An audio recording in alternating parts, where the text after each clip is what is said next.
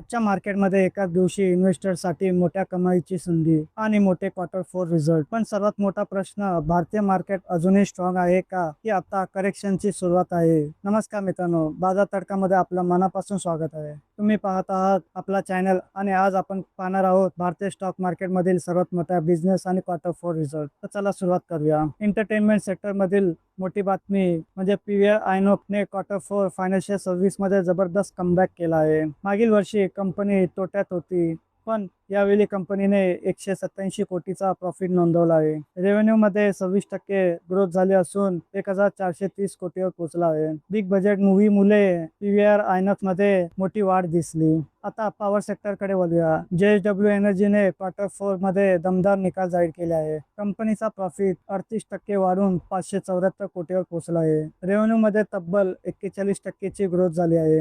Company green energy प्रोजेक्टवर मोठा focus करत आहे. तर आता पुढची बातमी म्हणजे पीओसी बँकिंग सेक्टर मधील मोठी बातमी म्हणजे कॅनरा बँकने मिक्स निकाल जाहीर केला आहे. बँकेचा नेट प्रॉफिट 10% घसरून 4506 कोटीवर आला आहे. पण नेट इंटरेस्ट इन्कम म्हणजेच NII मध्ये 4%ची ग्रोथ झाली आहे. असेच क्वालिटी मध्ये सुधारणा दिसली असून ग्रॉस NPA आणि नेट NPA दोन्ही कमी झाले आहेत. आता येऊया ऑटो सेक्टर मधील सर्वात चर्चेत असलेल्या बातमीकडे म्हणजे बजाज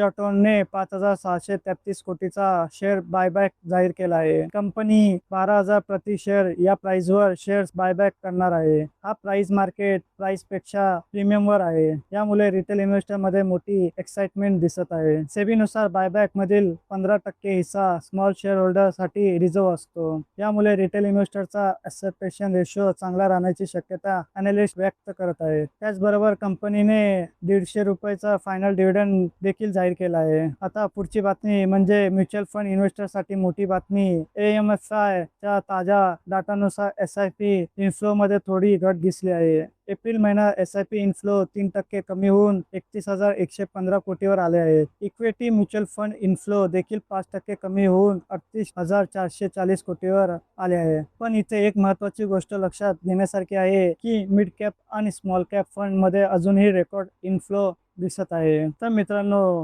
व्हिडिओ आवडला असेल तर लाईक करा, शेअर करा आणि अशा डेली मार्केट अपडेटसाठी चॅनलला सबस्क्राईब करायला विसरू नका. धन्यवाद.